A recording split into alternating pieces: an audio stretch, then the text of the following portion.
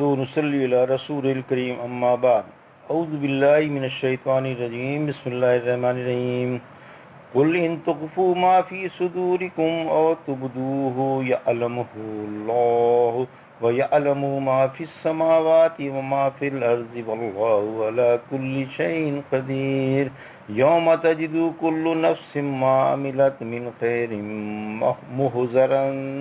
مهزرا وما عملت من سوء تود لو أن بينها وبينه أمدا بعيدا ويحذركم الله نفسه والله رؤوف بالعباد قل إن كنتم تحبون الله فاتبعوني يحببكم الله ويغفر لكم ذنوبكم والله غفور رحيم قل اطيعوا الله والرسول فإن تولوا فإن الله لا يحب الكافرين إن الله اصطفى آدم ونوح وآل إبراهيم وآل عمران على العالمين ذرية بعضها من بعض والله سميع عليم إذ قالت امرأة عمران ربي إني نذرت لك ما في بطني محررا فتقبل مني إنك أنت السميع العليم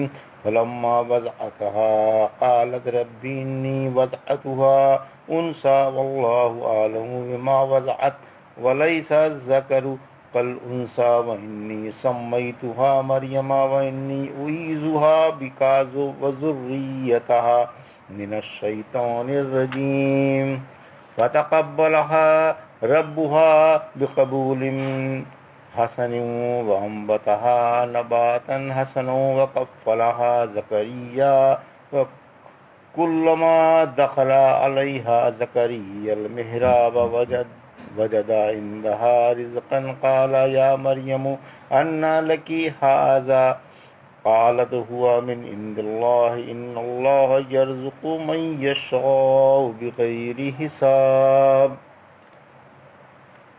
ابھی آپ نے سورہ آل عمران کی آیت 29 سے 37 تک کی تلاوت سماعت فرمائی۔ ان آیتوں کا ترجمہ اور تفسیر اس طرح ہے: قل ان تخفوا ما فی صدورکم او تبدوه یعلمہ اللہ ویعلم ما فی السماوات وما فی الارض واللہ علی کل شیء قدیر۔ آیت 29۔ یوم تجد کل نفس ما عملت من خیر محضرا وما عملت من سوء تود لو ان بینہا وبینہ امدا بعیدا یحذرکم اللہ نفسہ واللہ رؤوف بالعباد۔ آیت 30۔ ان دونوں آیتوں کا ترجمہ: کہہ دیجئے خواہ تم اپنی دلی باتیں چھپاؤ یا ظاہر کرو، سب اللہ کو معلوم ہے۔ اللہ تو جو کچھ آسمانوں میں ہے اور جو کچھ زمین میں ہے سب جانتا ہے، اور اللہ ہر چیز پر خوب قادر ہے۔ جس روز ہر شخص اپنے اچھے اور برے عمل موجود پائے گا، تمنا کرے گا کاش ان برائیوں کے اور اس کے درمیان دور والی مسافت ہوتی، اور اللہ تمہیں اپنی ذات سے ڈراتا ہے، اور اللہ اپنے بندوں پر بڑا ہی مہربان ہے۔ یہ ترجمہ تھا آیت 29-30 کا۔ اب تفسیر۔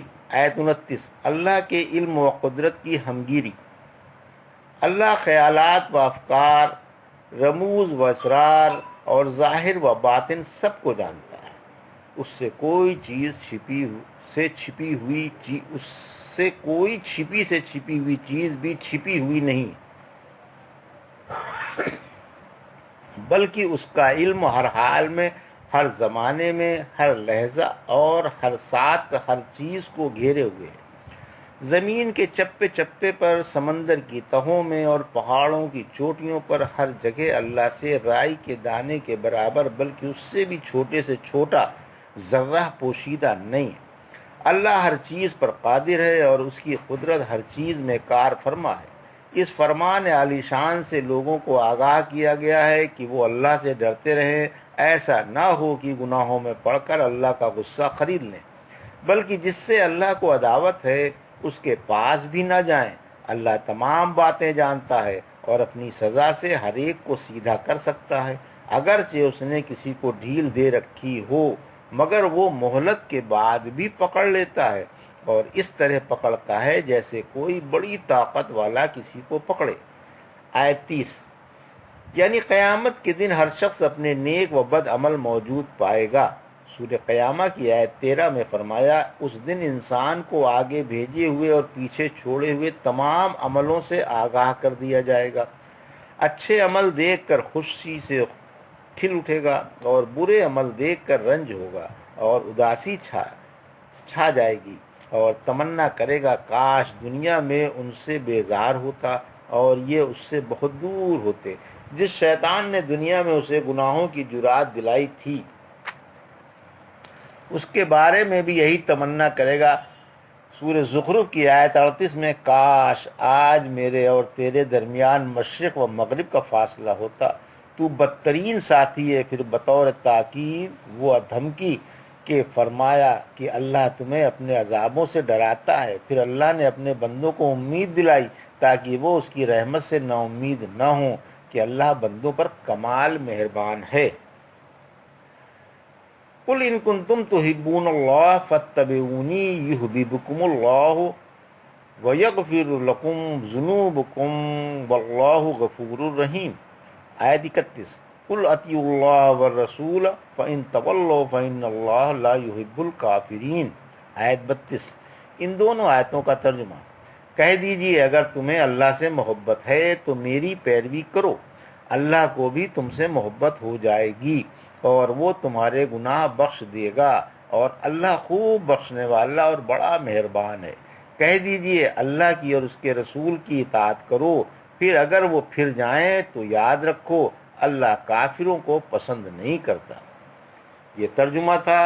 اب تفسیر۔ آیت 31، اللہ کی محبت اتباع رسول صلی اللہ علیہ وسلم پر موقوف ہے۔ یہ آیت ہر دعوے دار محبت رسول صلی اللہ علیہ وسلم کے لیے فیصلہ کن ہے، خصوصاً اس کے لیے جو آپ کے طریقے سے منحرف ہیں۔ یہ شخص جھوٹا ہے جب تک اپنے تمام اقوال و افعال میں شریعت محمدیہ صلی اللہ علیہ وسلم کی پیروی نہ کرے۔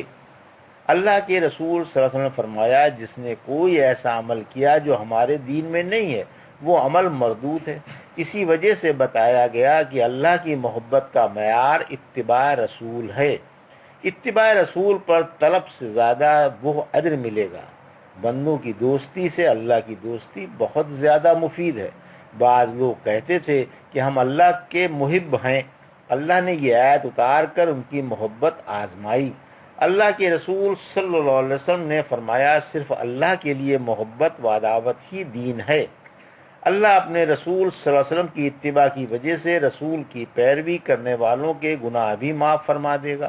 یہ معافی رسول اللہ صلی اللہ علیہ وسلم کی شفاعت سے نصیب ہوگی۔ آیت 32 کی تفسیر، ہر شخص کو حکم ہے کہ اللہ کی اور اس کے رسول صلی اللہ علیہ وسلم کی اطاعت کرتا رہے۔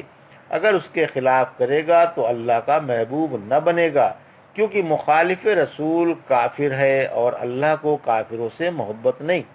معلوم ہوا کہ کتاب و سنت کی مخالفت کفر ہے اور ایسا شخص اللہ کا دشمن ہے، گو وہ اپنے آپ کو اللہ کا دوست سمجھتا ہو۔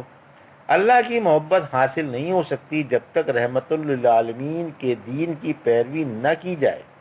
خاتم الانبیاء امی ہیں اور تمام جنوں اور انسانوں کی طرف اللہ کے نبی بنا کر بھیجے گئے ہیں۔ آپ کی یہ شان ہے کہ اگر آپ کے زمانے میں انبیاء بلکہ رسول بلکہ اولو العزم پیغمبر بھی ہوتے تو انہیں بھی آپ کی اطاعت کے بغیر چارہ نہ تھا اور وہ بھی آپ کا دین قبول کیے بغیر اللہ کی محبت حاصل نہیں کر سکتے تھے۔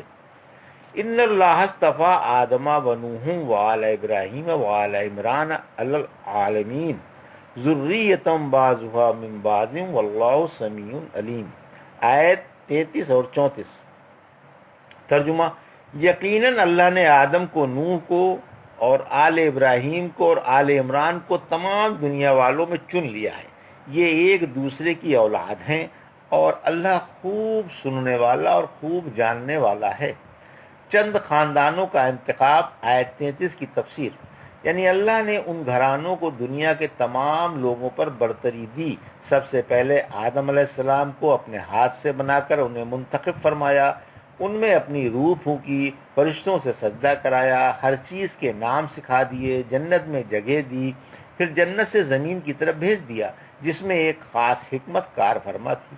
پھر نوح علیہ السلام کو چنا اور انہیں اپنا پہلا رسول بنا کر بھیجا۔ جب لوگوں میں شرک و بت پرستی پھیل گئی تھی، آپ ایک طویل مدت تک قوم کو اللہ کا پیغام پہنچاتے رہے، دن رات صبح و شام اٹھتے بیٹھتے چلتے پھرتے تنہا تنہا اور مجلسوں میں اور خلوت و جلوت میں ہر ممکن صورت سے انہیں سمجھاتے رہے، مگر وہ اللہ کے پیغام سے بھاگتے ہی رہے۔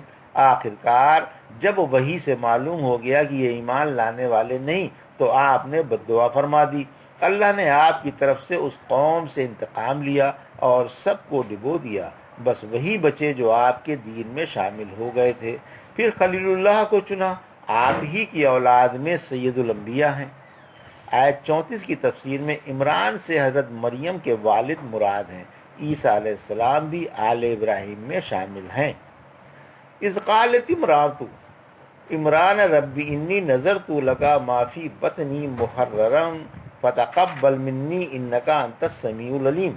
آیت 35 فلما وضعتها قالت رب انی وضعتها انثى واللہ عالم بما وضعت وليس الذکر کالانثى وانی سمیتها مریم وانی اعیذها بک وذریتها من الشیطان الرجیم۔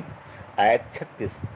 ان دونوں آیتوں کا ترجمہ: جب عمران کی بیوی نے کہا، اے میرے رب، جو کچھ میرے پیٹ میں ہے میں نے اسے تیری نظر کر کے آزاد کر دیا، اسے مجھ سے قبول فرما، یقیناً تو ہی خوب سننے والا اور خوب جاننے والا ہے۔ پھر جب ان کی بچی پیدا ہوئی تو بولی، اے رب، میرے تو بچی پیدا ہوئی ہے اور اللہ خوب جانتا ہے کہ کیا پیدا ہوا، اور لڑکا لڑکی جیسا نہیں ہوتا، اور میں نے اس کا نام مریم رکھا ہے، اور میں اسے اور اس کی اولاد کو شیطان مردود سے تیری پناہ میں دیتی ہوں۔ یہ ترجمہ تھا۔ اب تفسیر۔ آیت 35 دینی خدمات کے لیے اولاد کی خواہش۔ زوجہ عمران مریم صدیقہ کی والدہ کا نام حنا بنت فاقوس تھا۔ آپ کے اولاد نہیں ہوتی تھی۔ ایک دن اتفاق سے آپ کی نگاہ ایک چڑیا پر جو اپنے بچوں کے منہ میں چوگا دے رہی تھی جا پڑی۔ آپ کے دل میں بھی اولاد کی خواہش بھڑک اٹھی اور دعا مانگنے لگیں کہ اے اللہ مجھے بھی اولاد عطا فرما۔ دعا قبول ہوئی اور حمل کے آثار ظاہر ہوئے۔ پھر آپ نے منت مانی کہ میرا یہ بچہ آزاد ہوگا اور بیت المقدس کی خدمت کے لیے وقف کر دیا جائے گا، اور اللہ سے دعا کی کہ اے اللہ، میں نے اپنے پیٹ والے بچے کی تیرے لیے منت مان لی، میری نیت سے تو خوب واقف ہے، لہذا اسے قبول فرما۔ آیت 36 کی تفسیر۔ انہیں کیا خبر تھی کہ بچی پیدا ہوگی؟ آخر پیدائش کے بعد جب معلوم ہوا کہ یہ تو بچی ہے تو افسوس سے بولی کہ یا اللہ، میرے تو بچی پیدا ہوئی ہے۔ بیت المقدس کی خدمت کے لیے تو لڑکا موزوں تھا، کیونکہ لڑکی میں نہ تو لڑکے کی سی طاقت ہوتی ہے اور نہ وہ تیزی ہوتی ہے جو لڑکے میں ہوتی ہے۔ اللہ کو خوب معلوم ہے کہ میرے بچی پیدا ہوئی ہے، میں نے اس کا نام مریم رکھ دیا ہے۔ معلوم ہوا کہ پیدائش کے دن بھی نام رکھنا جائز ہے۔ آیت کے انداز بیان سے یہی ظاہر ہے، اور سابق شریعتوں کی کوئی بات اسی لیے نقل کی جاتی ہے کہ وہ ہماری شریعت میں بھی مقررہ ثابت ہے، تا وقت یہ کہ اس کی ممانعت کا ثبوت نہ ہو۔ اللہ کے رسول صلی اللہ علیہ وسلم نے فرمایا، آج رات میرے بیٹا پیدا ہوا ہے اور میں نے اس کا نام اپنے باپ کے نام پر ابراہیم رکھ دیا ہے۔ انس بن مالک اپنے بھائی کو پیدائش کے دن اللہ کے رسول صلی اللہ علیہ وسلم کے پاس لے گئے۔ آپ نے کھجور چبا کر اس کے تالو پر مل دی اور اس کا نام عبداللہ رکھا۔ ایک شخص بولا، یا رسول اللہ، آج رات میرے بیٹا پیدا ہوا ہے، کیا نام رکھوں؟ فرمایا عبد الرحمن۔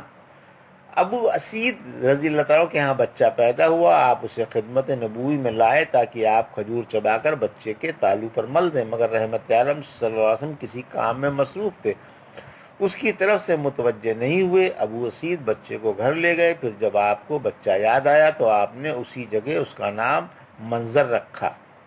مریم صدیقہ کی والدہ نے یہ دعا بھی مانگی تھی کہ اس بچی کو اور اس کی اولاد عیسیٰ علیہ السلام کو شیطان کے شر سے بچا۔ اللہ نے یہ دعا بھی قبول فرما لی۔ اللہ کے رسول صلی اللہ علیہ وسلم نے فرمایا، پیدائش کے وقت شیطان ہر بچے کو چھوتا ہے، اسی وجہ سے بچہ روتا ہے، مگر مریم اور عیسیٰ علیہ السلام اس سے محفوظ رہے۔ ابو ہریرہ فرماتے ہیں، اگر چاہو تو وہ انی اویزوہا پڑھ لو۔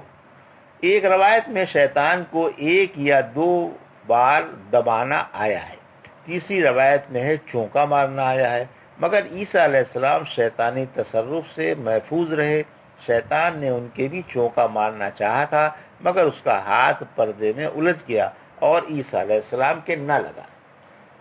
فتقبلها ربها بقبول حسن وانبتها نباتا حسنا وكفلها زكريا كلما دخل عليها زكريا المحراب وجد عندها رزقا قال يا مريم أنى لك هذا قالت هو من عند الله ان الله يرزق من يشاء بغیر حساب۔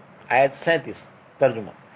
پھر انہیں ان کے رب نے اچھی طرح قبول فرما لیا اور انہیں بہترین طریقے سے بڑھانا شروع کیا اور ان کا سرپرست زکریا کو بنا دیا۔ جب کبھی زکریا ان کے حجرے میں آتے تو ان کے پاس روزی دیکھ کر پوچھتے، مریم یہ کہاں سے آئی؟ عرض کرتی، اللہ کے پاس سے، اللہ جسے چاہے بے حساب روزی عطا فرما دے۔ تفسیر آیت 37۔ نیک صحبت ذریعہ سعادت۔ اللہ نے مریم کو نظر میں قبول فرما لیا اور انہیں پرکشش چہرے اور خوبصورتی کے ساتھ ساتھ پروان چڑھایا، قبول صورت دی اور نیک بندوں کی صحبت میں رکھا گیا تاکہ ان سے علم دین سیکھ کر خیر و برکت حاصل کر لیں۔ چنانچہ آپ کو زکریا علیہ السلام کے سپرد کر دیا گیا، کیونکہ بیچاری کم سنی ہی میں یتیم ہو گئی تھی اور سر سے باپ کا سایہ اڑ گیا تھا۔ قحط کی وجہ سے آپ کی پرورش کا بار زکریا علیہ السلام نے اٹھا لیا تھا۔ پھر فرمایا، جب زکریا نے پوچھا کہ یہ پھل کہاں سے آئے تو آپ نے جواب دیا کہ اللہ کے پاس سے، اللہ جسے چاہے بے حساب روزی عطا فرما دے۔ ایک دفعہ رسول اللہ صلی اللہ علیہ وسلم کئی دن بھوکے رہے۔ جب بھوک سے بے حد نڈھال ہو گئے تو ازواج مطہرات کے گھروں میں تشریف لے گئے، لیکن کسی کے گھر میں کچھ نہ ملا۔ پھر آپ صلی اللہ علیہ وسلم نے فاطمہ رضی اللہ تعالیٰ کے گھر آ کر ان سے پوچھا، تمہارے پاس کچھ ہے کہ کھا لوں؟ مجھے سخت بھوک لگ رہی ہے۔ انہوں نے بھی قسم کھا کر کہا، افسوس یا رسول اللہ، اس وقت میرے پاس بھی کچھ نہیں ہے۔ پھر آپ چلے گئے۔ اتنے میں ایک ہمسائی نے 2 روٹیاں اور کچھ گوشت فاطمہ رضی اللہ تعالیٰ کو بھیجا۔ آپ نے یہ کھانا ایک لگن میں محفوظ رکھا اور سوچا کہ اگرچہ اس وقت مجھے میرے بچوں کو اور میرے شوہر کو بھی بھوک ہے، مگر ہم فاقہ کر لیں گے اور یہ کھانا اللہ کے رسول صلی اللہ علیہ وسلم کو کھلا دیں گے۔ پھر آپ نے حسن و حسین کو بھیج کر رحمت عالم صلی اللہ علیہ وسلم کو بلا لیا اور بولی، یا رسول اللہ، میں آپ پر قربان، اللہ نے کچھ بھیج دیا ہے اور میں نے اسے آپ کے لیے رکھ چھوڑا ہے۔ فرمایا، لاؤ یہ کھانے کا لگن اٹھا لائیں۔ کھول کر دیکھا تو حیران رہ گئیں کہ لگن گوشت اور روٹیوں سے بھرا ہوا ہے۔ سمجھ گئیں کہ اللہ نے برکت عطا فرمائی۔ اللہ کا شکر ادا کیا، رحمت عالم صلی اللہ علیہ وسلم پر درود بھیجا اور کھانا آپ کے سامنے رکھ دیا۔ آپ نے کھانا کھول کر الحمدللہ پڑھ کر پوچھا، یہ کہاں سے آیا؟ بولی، ہوا من عند اللہ، یہ اللہ کے پاس سے ہے۔ فرمایا، الحمدللہ، اللہ نے تمہیں بھی یہودی عورتوں کی سردار عورت کی طرح کر دیا۔ جب اللہ انہیں روزی دیتا اور پوچھا جاتا تو وہ بھی یہی جواب دیا کرتی تھیں کہ یہ اللہ کے پاس سے ہے۔ پھر آپ صلی اللہ علیہ وسلم نے علی رضی اللہ تعالیٰ کو بھی بلوا لیا اور سب نے مل کر خوب سیر ہو کر کھانا کھایا اور کھانا بدستور باقی رہا۔ پھر اسے ہمسایوں میں بانٹ دیا گیا۔ اللہ نے اس کھانے میں بڑی خیر و برکت عطا فرمائی۔